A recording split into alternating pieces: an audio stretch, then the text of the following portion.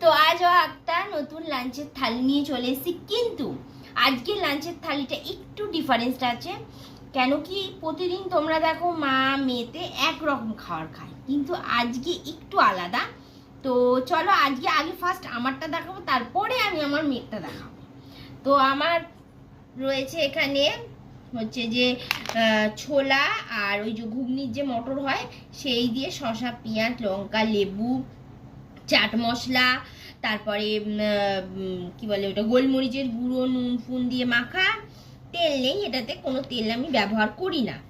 আর রয়েছে একটা ডিম সেদ্ধ, আর রয়েছে এখানে শসা। এটা হচ্ছে আমার লাঞ্চের থালি। আর আমার মেয়ের লাঞ্চের থালিটা তোমরা দেখে নাও, আছে এখানে বাসন্তী পোলাও, চিকেন কষা, আর সেম ভাবে একই রয়েছে শসা। দুজনের আলাদা আলাদা ডিফারেন্স খাবার দাবার। তো দুজনের আলাদা খাবারটা দেখে তোমাদের কেমন লাগলো সেটা অবশ্যই জানিও, আর তোমরা কি খাচ্ছ সেটাও জানিও। আজকের মতন এইটুকুনি, টাটা।